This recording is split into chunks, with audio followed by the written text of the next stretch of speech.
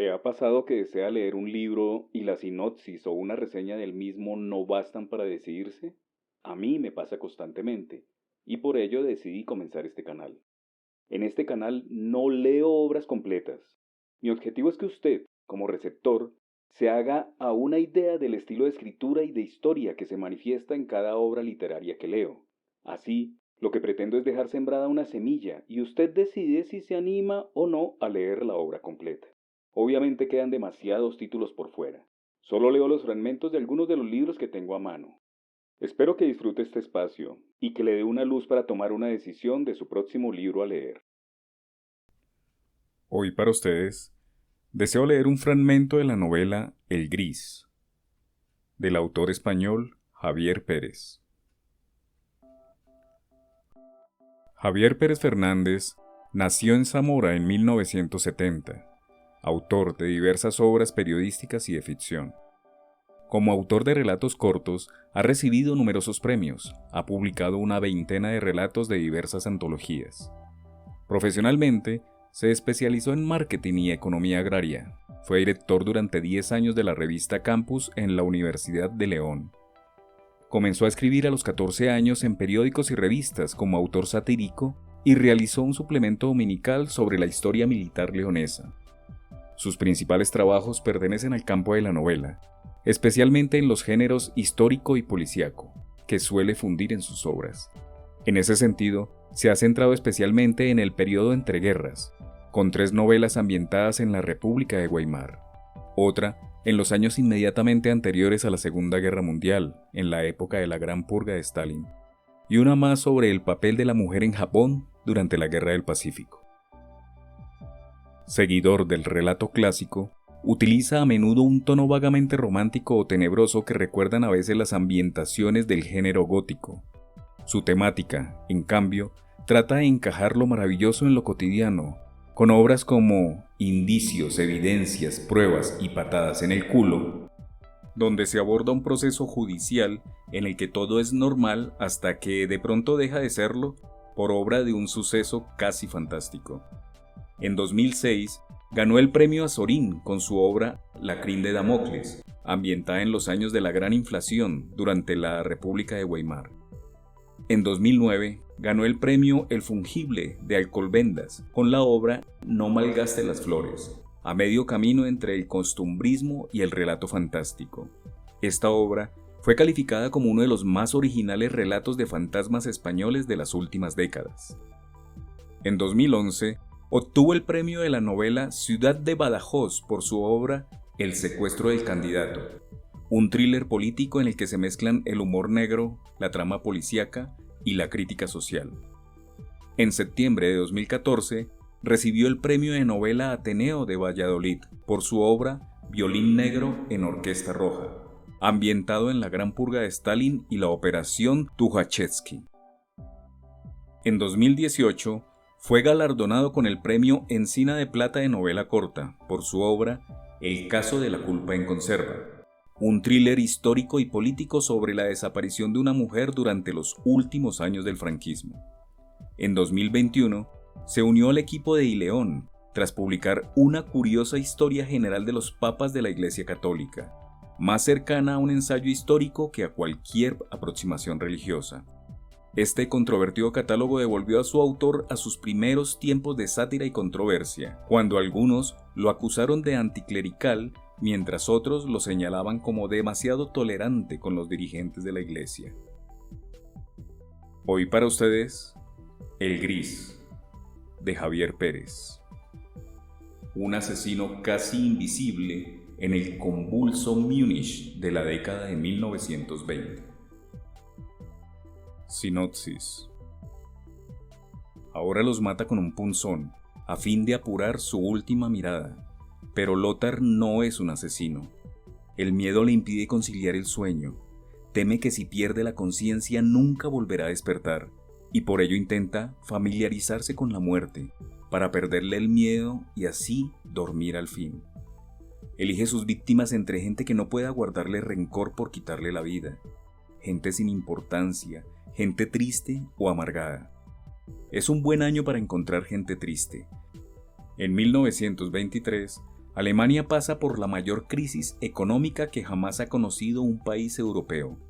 Ese año, 1 millón de personas morirán de hambre y frío y marcará el origen del ascenso del nazismo. El comisario Müller tendrá que enfrentarse a la vez a los intentos golpistas de los nazis, los saqueos de los hambrientos y los crímenes del punzón que tanto empiezan a interesar a la prensa. En el gris, Javier Pérez nos sumerge en la turbulenta Alemania de entreguerras. Capítulo 3. Strahler se había colocado en las oficinas municipales antes del comienzo de la guerra y había logrado mantener su puesto a través de las duras pugnas políticas que llenaban de incertidumbre la vida consistorial.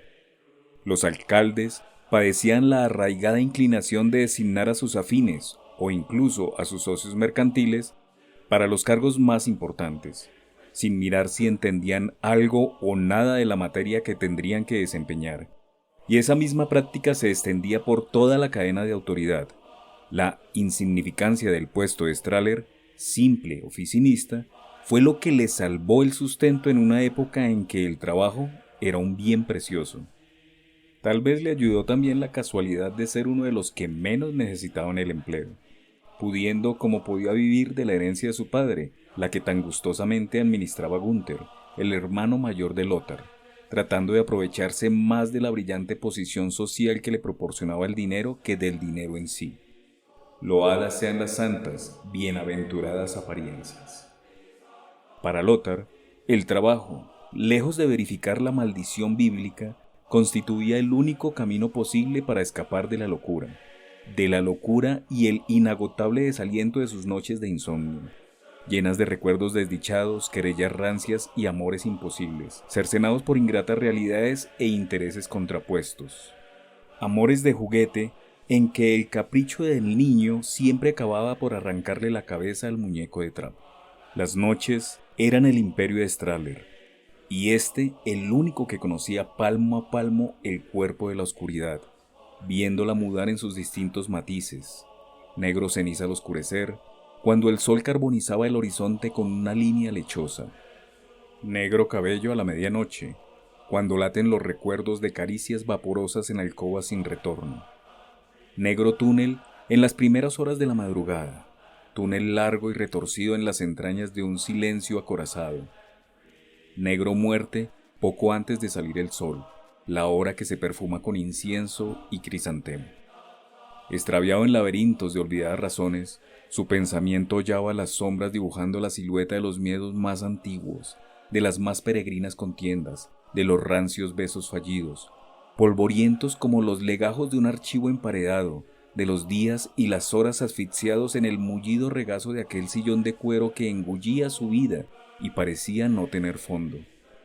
Demasiado consistente de sí mismo, escaso de fe para soñar y sobrado de inteligencia para creer, se deslizaba con frecuencia al anhelo de los mundos inanimados, envidioso de su quietud, de su inerte complacencia ante la falta de un puerto donde reposar de tanto estéril derrotero, y furtivo cazador de sensaciones, penetraba en su dominio permaneciendo largas horas inmóvil, como un aderezo más de aquel satisfecho, conforme predio de estantes y aparadores, mesas, sillas, espejos, tapices y candelabros. Pero había noches, como aquella, en que Strahler se sentía pleno de alegría, dueño de sus vivencias y dispuesto a diseccionarlas con el placer del ornitólogo que cree haber encontrado una nueva especie de pájaro. Aunque las respuestas se mantenían inalcanzables, cobraban silueta las preguntas y se esforzaba en atraparlas antes de que volvieran a huir para perderse en la espesura de ese olvido acucioso que está siempre a punto de hallar lo que busca, que lo palpa y lo tantea interrogando la escurridiza forma, al tiempo familiar y desconocido. Y en su frenético debatirse, remueve los pozos de la mente convirtiendo la memoria en una ciénaga donde flotan los fragmentarios pesos de la existencia. En medio de aquel fango, reconocía a veces los rostros y las voces de personas que se habían cruzado brevemente en su vida.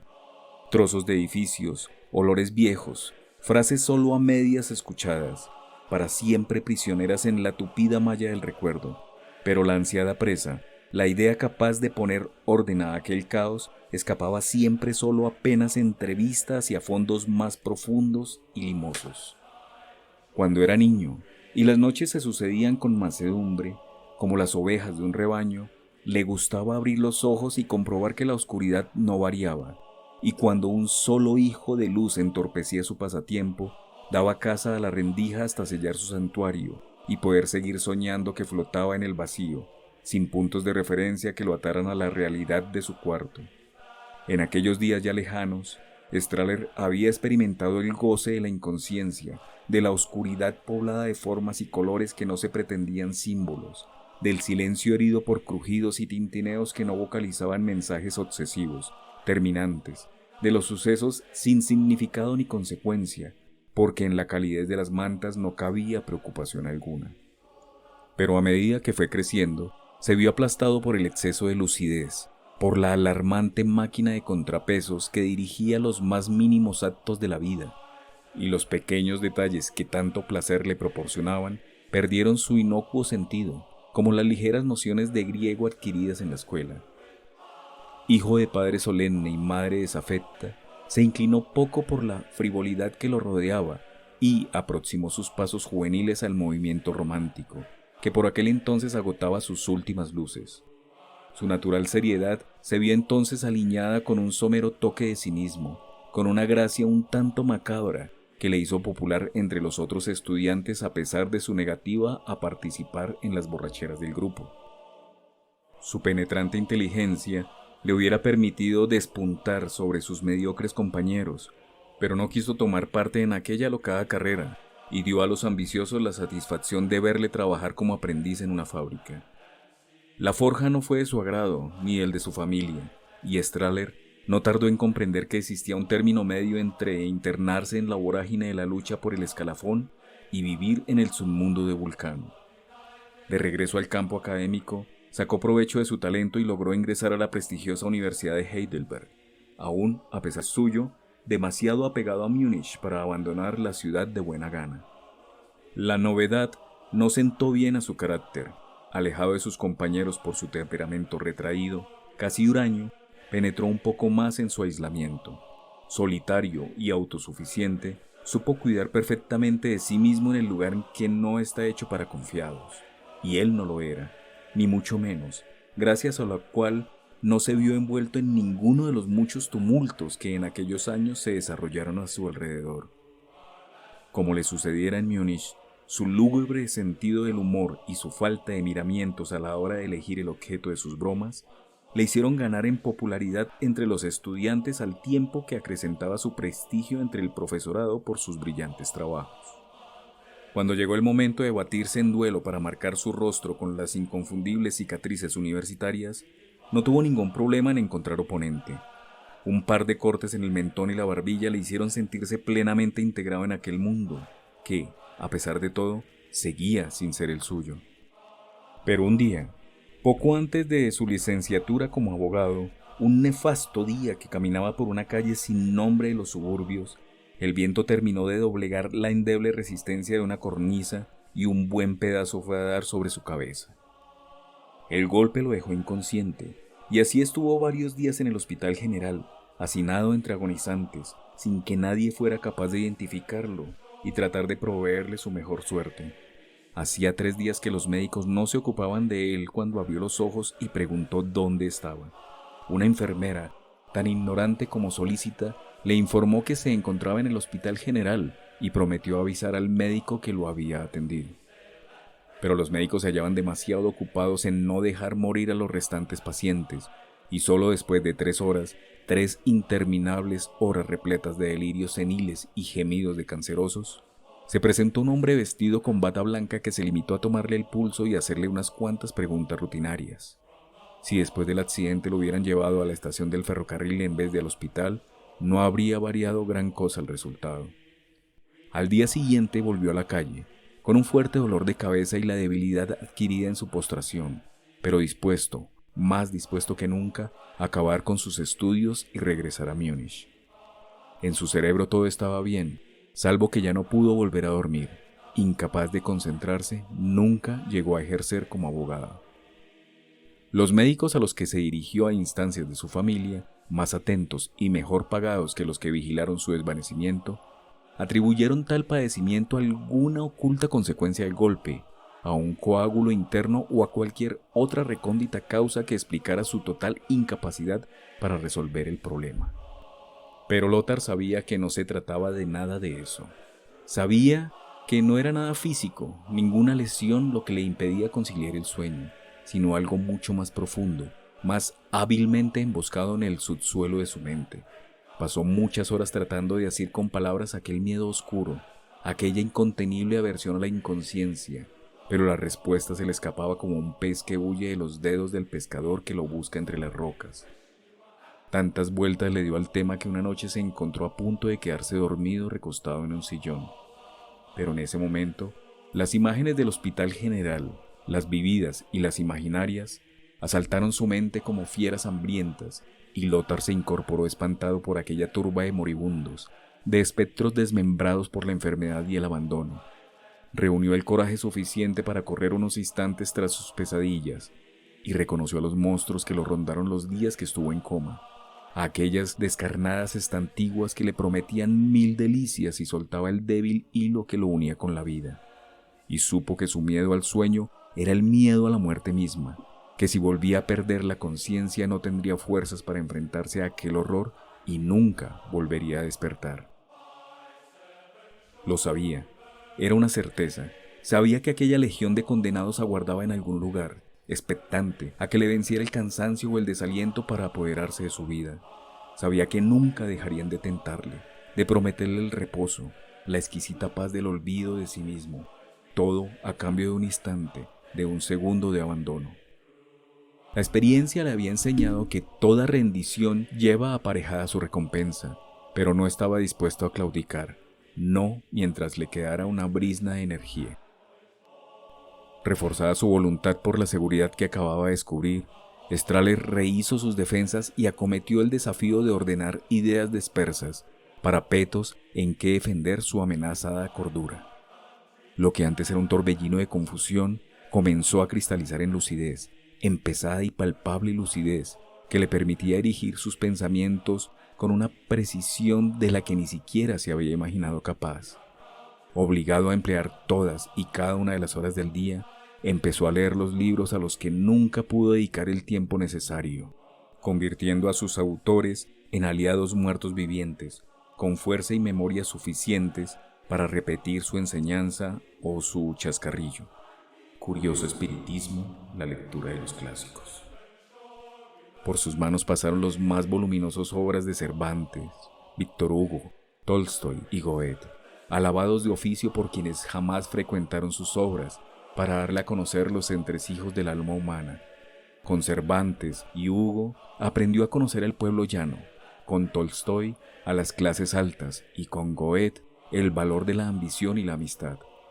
Dostoyevski le enseñó a reírse del remordimiento, Flaubert a los entresijos de la tontería, y Nietzsche le mostró las razones para desdeñar la caridad que ni alienta ni construye. Dedicó también algunas horas a escribir, pero nada de lo confiado al papel llegó a ver el alba, salvo 2 o 3 contados poemas que dedicó a un par de mujeres que prefirieron buscar mejor partido o mejor rostro. El resto acabó auxiliando al quinqué y su compasiva labor de prestar brillo a los dorados de los marcos y los tiradores de los cajones, mientras los demás muebles, pesados y oscuros, se obstinaban en su negra dignidad de roble viejo. Cuando la luz de la lámpara acababa por fatigar sus ojos, se recostaba unos instantes, a veces en un sillón, a veces incluso en la cama, y bajaba los párpados en busca de un pequeño descanso, de un oasis de tinieblas en la bullente multitud de diminutos puntos blancos que golpeaban sin cesar su fatigada retina. Esos eran los momentos en que soñaba con volver a dormir, con ser libre de sus miedos y poder llevar una vida normal, porque el orgullo que sentía por su nuevo estado, por su eterna vigilia sobre el sueño y los de los demás, también sufría sus instantes de debilidad, y renegaba de las horas ganadas al sueño, de los libros que de otro modo nunca hubiera podido leer y de los secretos que la noche le contaba. Renegaba de todo implorando un momento de reposo, una muerte momentánea con garantía de resurrección, una breve página en blanco en el registro de su memoria. Pero el resto de las ocasiones, cuando el dolor de cabeza no era insoportable, Se limitaba a mirar cómo se extinguía la llama del quinqué y sonreía, recostado en su cómplice sillón de cuero viendo fenecer la luz a manos de su eterno verdugo. Así sucedió aquella noche, mientras Múnich entero se preparaba para los acontecimientos de la jornada siguiente. La única luz del salón se fue apagando lentamente, estirando las sombras. Y de entre todas, la más larga fue la del afilado estilete que Strahler dejó cuidadosamente junto a la lámpara. Capítulo 4. Derribado en su sillón, el comisario Müller contemplaba la agonía del enésimo cigarrillo abandonado que, como una moderna ofrenda al dios de las preocupaciones, se consumía en el mugriento cenicero. Sin embargo, no parecía que aquel incienso dispusiera divinidad alguna en favor suyo, y el comisario se escuchaba una vez más a sí mismo canturreando la abstracta canción infantil con que intentaba alejar a los fantasmas del desaliento. Medio año llevaba ya tras el caso, el mismo tiempo que al frente de la comisaría, medio año de pesquisas y paseos por las calles, con las manos en los bolsillos crispándose de impotencia. Las 2 cuartillas de letra gruesa en que su antecesor había resumido cuanto pudo averiguar sobre el tema, se mofaban de él una vez más sobre la carpeta de cuero ajado y negrido que albergaba los asuntos más urgentes. Cada cierto tiempo, aquellas hojas acababan relegadas al fondo del portapapeles, sepultadas bajo decenas de muertes, raterías y conspiraciones políticas, pero siempre, infaliblemente, encontraban el modo de remontar los sedimentos criminales de la atormentada sociedad de aquellos días para volver a la superficie. Y allí estaban de nuevo, boqueando el aire rancio del cuartucho atiborrado de papeles desde el que Müller trataba de mantener la apariencia de orden en una ciudad acuciada por todos los sobresaltos. La víctima había sido un impresor de medio pelo, forzado, como todos, a aceptar encargos que entre otras circunstancias hubiera rechazado sin dudarlo. El comisario tenía también su ficha sobre la mesa, acusándolo de producir libelos subversivos y propaganda perniciosa, pero ni eso menguaba la sincera lástima que le suscitaba aquel viejo malabarista de la necesidad y las estrecheces. Bien sabía que, en unos tiempos en que ni los pequeños negocios ni los salarios modestos daban para vivir dignamente, solo los idiotas como él no pescaban en ríos turbios. Había pasado media mañana interrogando a la esposa en busca de algún dato sobre el enigmático cliente que encargó toda aquella basura, pero la pobre mujer bastante tenía con tratar de mantenerse aceptablemente serena. Preocupada por la tardanza de su marido, ella misma había acudido a la imprenta a ver qué retenía a Klaus tanto tiempo. Sin pasar siquiera por casa a cenar un poco, eran casi las 11 de la noche cuando lo encontró en el suelo, en medio de un charco de sangre y con los ojos desmesuradamente abiertos. Eso lo recordaba muy bien, y probablemente lo recordaría toda la vida. Lamentablemente, su memoria no llegaba mucho más lejos, y solo pudo decir que un hombre con barba y gorra había pagado los libelos por anticipado. Era cuestión de esperar unos días hasta que la mujer pusiera en orden su mente, pero tampoco era descartable que nunca llegara a facilitar más datos. Nadie describe con pelos y señales a todos los clientes que pasan por su negocio, por extraño que sea el encargo que realizan. De todos modos, el comisario pensaba que identificar al comunista de la barba tampoco serviría de gran cosa. Nadie más interesado que él en que Hoffman hubiera vivido lo suficiente para entregar el material comprometido. Las pesquisas en las inmediaciones no dieron mejores resultados. O todos los curiosos y entrometidos del barrio estaban distraídos a la vez, o el asesino era un tipo tan vulgar que nadie se fijó en él. Fue inútil interrogar uno por uno a los habitantes del vecindario, e incluso a un par de ampones que solían merodear por las proximidades. La noche había sido lluviosa y fría, desabrida como una furcia vieja, y todo el mundo prefirió ocuparse únicamente de sus asuntos. No obstante, a Müller no dejaba de sorprenderle el apabullante aplomo con que todos y cada uno de los preguntados negaban haber visto algo aquella noche, como si colaborar con la policía, incluso tratándose de un asesinato, fuera una actitud vergonzante para un ciudadano de bien. También los políticos, supuestamente interesados en mantener el control sobre las calles, mostraban cierta repugnancia a dejarse ver en público con los responsables policiales, sabedores, sin duda, de la impopularidad que contagiaban los uniformes. De todas maneras, como no dejaban de preguntarle, el comisario continuaba asegurando a sus superiores que las investigaciones iban por buen camino. Solo él sabía que en realidad no tenía nada, ni los móviles, ni una pauta de conducta, ni un retrato aproximado.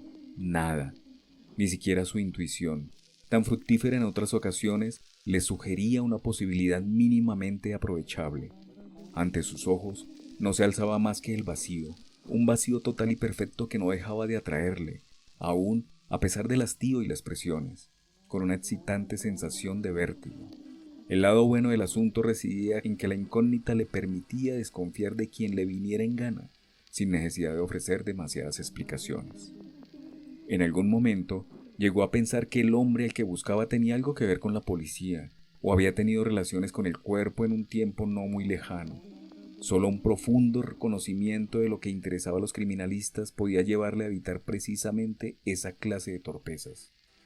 Nunca llegó a abandonar tal idea, pero el hecho de que el asesino utilizara un punzón o un artilugio similar no le parecía acorde con los conocimientos de un policía, que sin duda estaría al corriente de maneras más sofisticadas de matar.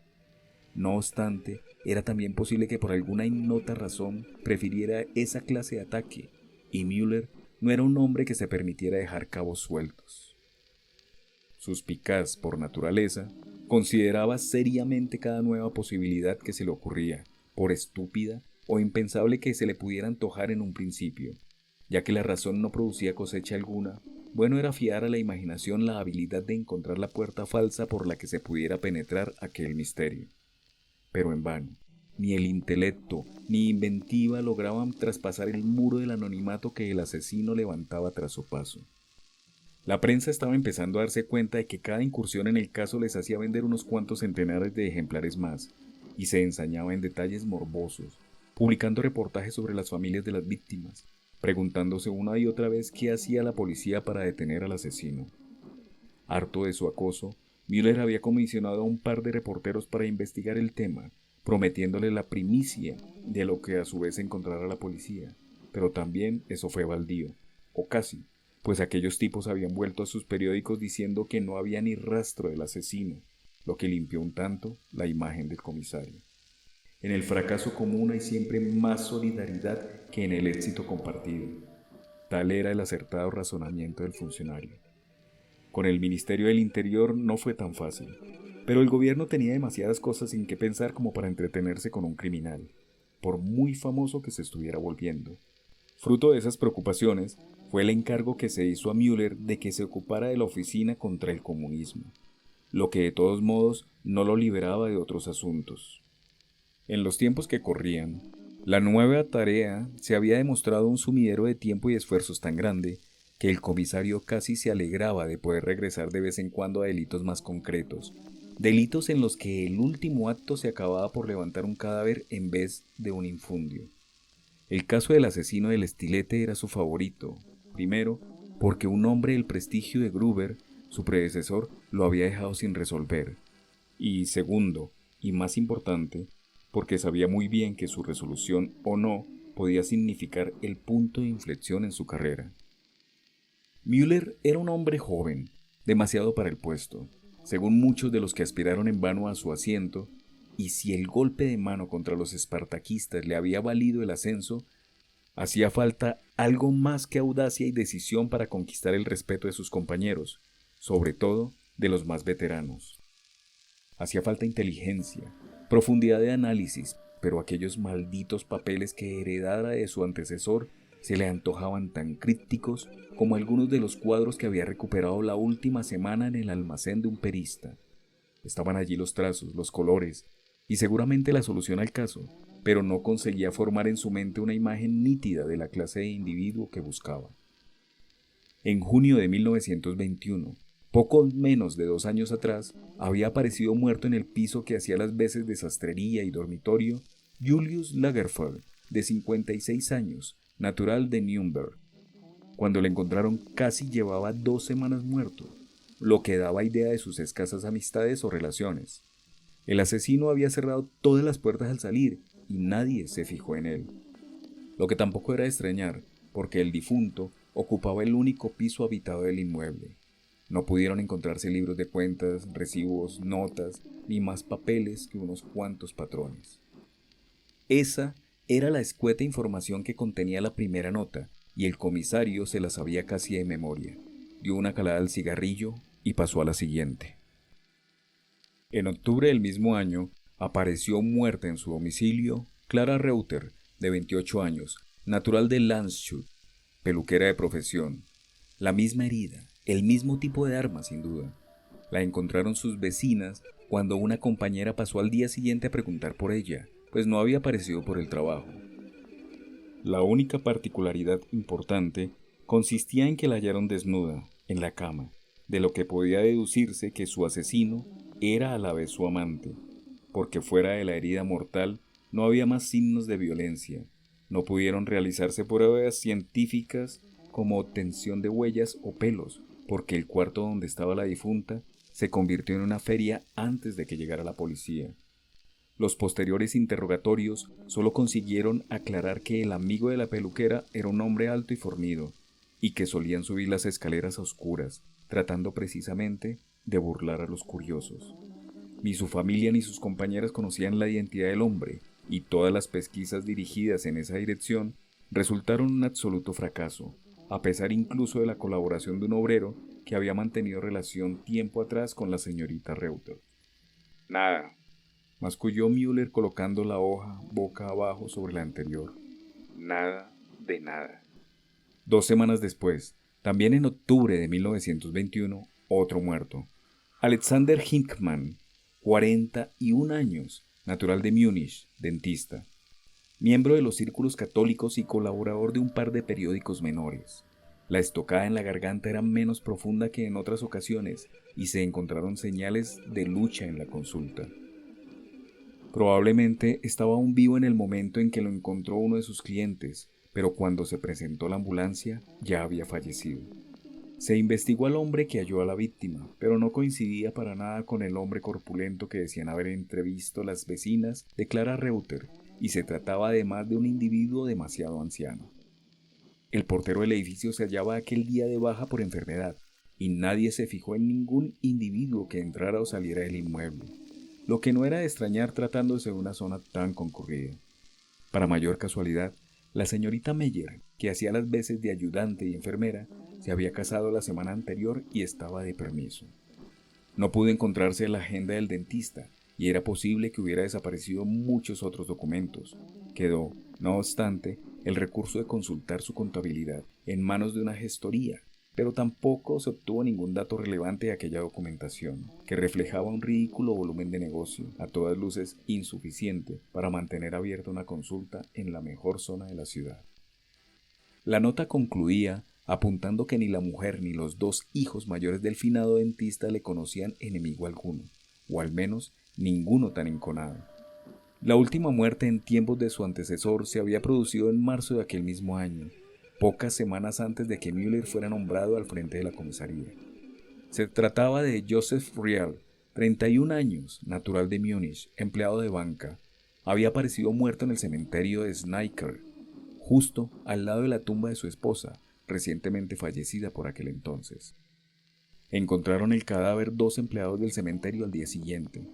También fue imposible encontrar testigo alguno, ni móvil aparente para el crimen.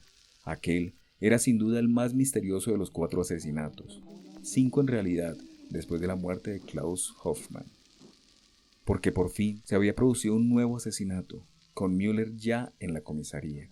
No desconfiaba en absoluto de los métodos empleados hasta el momento, pero en cierto modo deseaba hacerse cargo de la investigación realizando todos los pasos, desde el levantamiento del cadáver hasta los posteriores interrogatorios.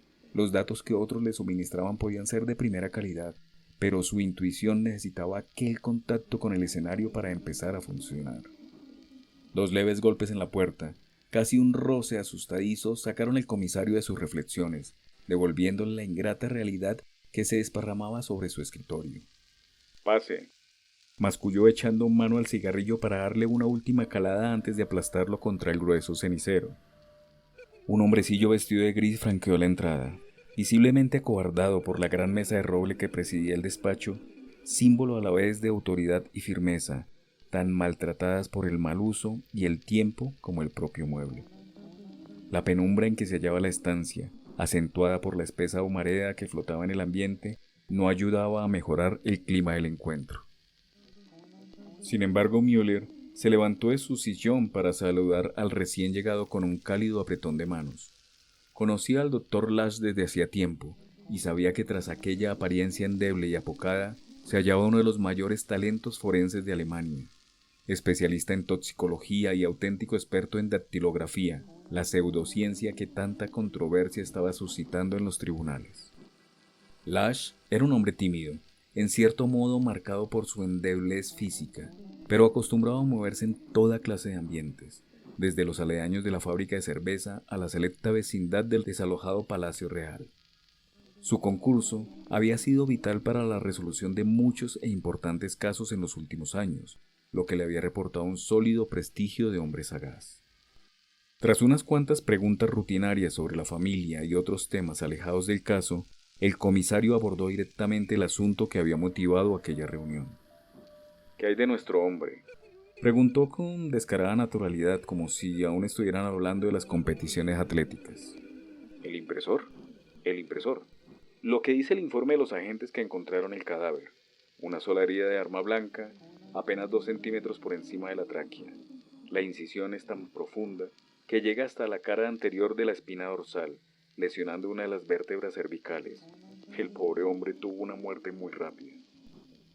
No diría yo tan alegremente lo de pobre hombre, repuso Müller, alargando uno de los libelos que se había encontrado en la imprenta de la víctima. Lasch se caló descuidadamente los anteojos y cogió el impreso que le extendía el comisario. Aquellas hojas estaban plagadas de consignas, amenazas y promesas revolucionarias, sin incluir la descripción detallada del armamento necesario y lugares en que habrían de concentrarse los distintos grupos.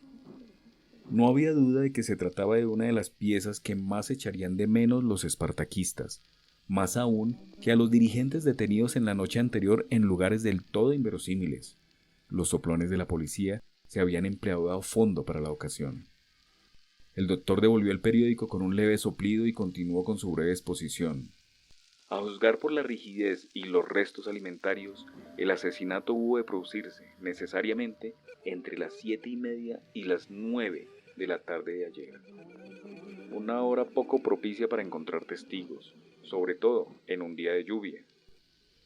Lasch esbozó una sonrisa que quería ser taimada antes de mostrar el as que tan celosamente se había guardado en la manga.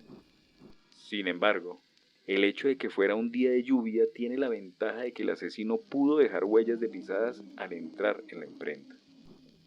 Si algo molestaba a Müller era la manía del doctor de hacerse de rogar. ¿Y las hay? Preguntó al fin, cediendo el juego. Las hay. Y aún habría más si fuera usted capaz de convencer a sus hombres de que no deben pisotear el escenario de un crimen como si fuera el hipódromo. Se trata de zapatos corrientes, comprados en cualquier almacén o incluso en una tienda de barrio. Contamos incluso con 2 huellas consecutivas, suficientemente espaciadas para concluir que se trata de un hombre alto, de 1,75 m aproximadamente.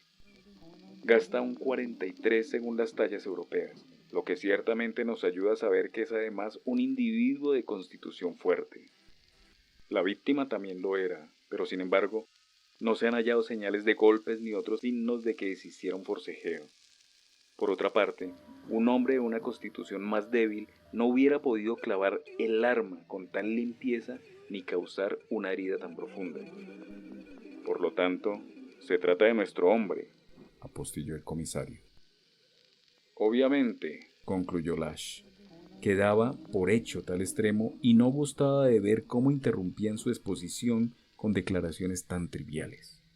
Y con este van 5. 4, diría yo. Si no nos fijamos solamente en el arma empleada, el caso Hinman sigue siendo dudoso. De todas maneras, el impresor puede arrojar algo de luz sobre el asesino. No se puede descartar el móvil político. Un móvil político que, reconocerá usted, no aparece para nada en las muertes anteriores. Incluso podríamos decir que es contradictorio si hacemos caso a los rumores que hablan de la relación de Hinman con ambientes católicos. Opuso Müller, que ya había reflexionado sobre el tema. ¿Hay algo sobre la víctima en los archivos? No trabajaba habitualmente para los comunistas, pero sabemos que de un tiempo a esta parte su situación económica habría empeorado tanto que realizaba encargos simultáneamente para los rojos y para los nazis. Eso tampoco parece ayudarnos mucho. Müller se encogió de hombros, dando a entender que no se le ocurría cómo sacar partido a aquella circunstancia. En estos momentos, teniendo en cuenta la importancia del material en que se trabajaba, es casi seguro que los comunistas estarían más dispuestos a protegerlo que a mandarlo al otro barrio. De tratarse de un asunto político, es cosa de los nazis. En ese momento alguien llamó a la puerta y entró acto seguido sin esperar siquiera una respuesta. Disculpe, comisario. Volveré dentro de un momento. Se excusó el recién llegado al ver que Müller estaba ocupado. No, mejor que ese, Messinger. Estaba comentando con el doctor los detalles del asesinato del impresor revoltoso. Parece que es obra de nuestro hombre. Mierda, Exclamó el sargento Messinger sin ningún rodeo. Era un tipo alto y espigado, de crespo cabello rubio y una fea cicatriz en la cara. Recuerdo de una granada belga durante su participación como teniente en las operaciones del Frente Occidental en la Gran Guerra. La reducción de las Fuerzas Armadas impuesta por los aliados en el Tratado de Versalles lo había enviado a la policía, donde al menos podía seguir vistiendo un uniforme. Su pasado de excombatiente, cruz de hierro de segunda clase incluida, junto con un par de redadas en lugares que otros prefirieron considerar intocables, le habían dado una fama de hombre duro que él se complacía en cultivar, siempre convencido de que en un puesto como el suyo era mucho mejor ser temido por lobo que por cordero. En cuanto se enteró de que Müller, amigo suyo casi desde la infancia, se haría cargo de la comisaría central, pidió el traslado para ponerse a sus órdenes y brindarle apoyo para su dura política. A cambio, Müller le ofreció una impunidad casi total frente a las quejas de los políticos libertarios, poco conformes con los expeditivos métodos de Messinger y su actitud, si no ilegal, sí un tanto totalitaria. El clima político que se vivía en Baviera, pleno de revueltas, protestas callejeras y conjuras de salón, pintaba favorable para gente como Messinger, que presentaba resultados más fácilmente que explicaciones. el doctor ha mencionado la posibilidad de que el móvil sea político. Empezó el comisario con un ampuloso gesto de manos. Pero eso no parece cuadrar con nuestras informaciones acerca de Rial, ¿no le parece? Sí, eso creo, aunque no debemos caer en el error de pensar que el impresor era comunista necesariamente. Más bien todo lo contrario. Por lo que he podido saber, pero aceptaba esa clase de trabajos porque estaba metido en deudas hasta el cuello. De eso hablábamos precisamente cuando usted llegó. Respondió Müller, tomando notas en una hoja ya repleta de sus ilegibles garabatos. ¿No le parece interesante? Apasionante si quiere, comisario, pero estéril. Si contamos esta muerte como la quinta, verá que no hay ninguna característica común entre las víctimas. Sí la hay. La ausencia de robo. Terció Lash. Eso no nos ayuda a gran cosa, como no sea descartar toda la constelación de ladrones, rateros y carteristas que da brillo a esta ciudad. Por lo demás, ya lo saben. Lagerfeld, la primera víctima, era sastre. Clara Reuter, peluquera. Hinman, dentista. Riel, empleado de banca, y Hoffman, impresor. Unos eran pobres y otros no tanto. Dentro de lo que cabe en estos tiempos, uno era católico y otro al menos comunista. Hay 4 hombres y una mujer, 2 personas de más de 50 años, 2 de menos de 35 y otra en el término medio. Confieso que no tengo ni idea de cómo abordar el caso. Las fechas tampoco ayudan, comentó el comisario, que repasaba una y otra vez los datos del expediente en busca de una pauta, de un hilo, por insignificante que fuese, por el que empezar a deshacer aquel condenado embrollo. 5 asesinatos en año y medio, prosiguió Messinger con vehemencia, como si quisiera disculparse de su fracaso.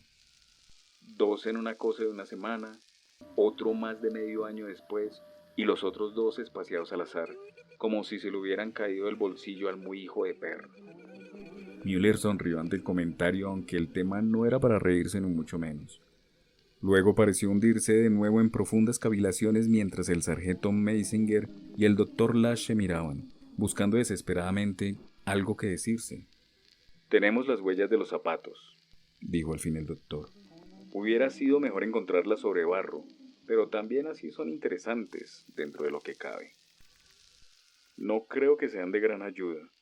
Basta con que se cambie el calzado para que estemos otra vez a ciegas. Ningún juez aceptaría esa prueba, pero nos sirve al menos para descartar a todos los enclenques de esta ciudad y a las mujeres, los niños y gran parte de la clase obrera que no puede permitirse siquiera unos zapatos. Dijo Müller, saliendo de su silencio, un silencio que se hizo más espeso y opresivo cuando una nube cubrió el sol, acentuando la penumbra en que el comisario gustaba de mantener su oficina. Habrá que hacer algo, ¿no?, comentó Meisinger. Sí, ¿pero qué?, respondió el doctor mirando alternadamente al sargento y al comisario. Nada, repuso Müller, a medio camino entre dos clases de resignación, la de la impotencia y la de la cautela. ¿Cómo que nada?, arguyó Meisinger, confuso. Nada. No vamos a hacer nada. No conocemos los móviles. No sabemos si las fechas de los crímenes significan algo o no. Si conoce a las víctimas. Si las elige o simplemente se las encuentra. Sabemos que hay en la calle un hombre fornido, que gasta un 43 de zapatos y va por ahí matando gente. Cualquier cosa que hagamos no servirá más que para perder el tiempo. Eso, sin contar la posibilidad de que acabemos obcecándonos en algún error y echemos mano al hombre equivocado para acabar con el caso de una vez. También podría suceder, reconoció Meisinger.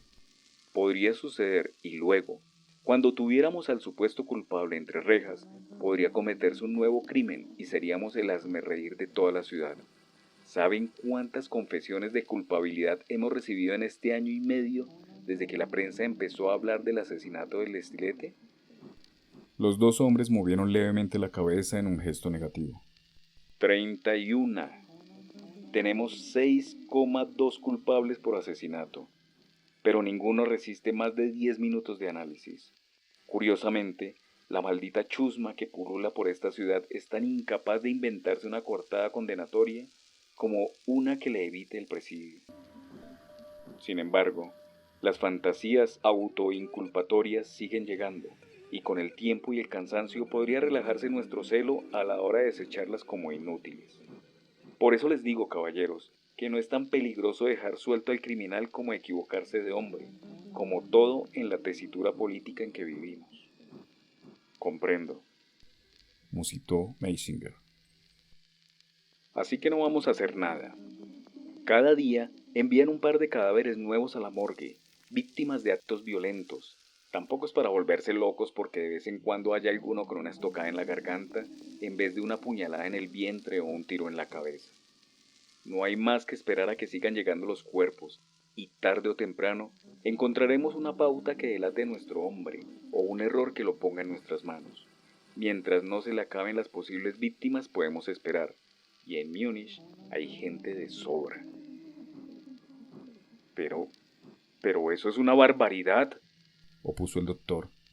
Es inhumano esperar a que sigan matando gente. Müller pensó en explicar de nuevo que no tenía por dónde empezar, que él era el que más ganas tenía de quitarse de encima las presiones de sus superiores, pero supo que Lash no querría oír sus razones, y se decantó por eludir todo intento de razonar con los prejuicios de aquel hombre. Claro que es una barbaridad. Para eso me pagan. Y ahora vámonos, que hoy toca revolución. Con esto termino la lectura de este fragmento del libro El Gris de Javier Pérez. Una fascinante novela policíaca, negra, con buen humor, buen sentido de la narración y de la investigación. A continuación, se especifica cómo se dieron los asesinatos, se dicta quién fue el asesino, pero entre todo esto hay una serie de narraciones acerca de cómo empezó Hitler y el movimiento nazi a florecer en ese Múnich socavado por la miseria y la pobreza. Realmente me resultó un libro muy interesante, mucho más de lo que pensé. Fue un libro que encontré por ahí guardado en el olvido y lo quise leer simplemente por pura curiosidad. Y resultó de verdad muy agradable. No les dejaría de recomendar que buscaran las otras novelas de este señor Javier Pérez, que si son iguales de interesantes a esta, creo que son dignas de leer. Amigos, amigas, nos escuchamos en otra ocasión. Si le gustó este fragmento, no deje de hacer clic en me gusta. Compartirlo con aquellas personas a las que usted crea le podría interesar esta historia y suscribirse a mi canal. Hay otras historias igual de interesantes que puede escuchar. Mi nombre es Alberto y mi placer es leer para usted.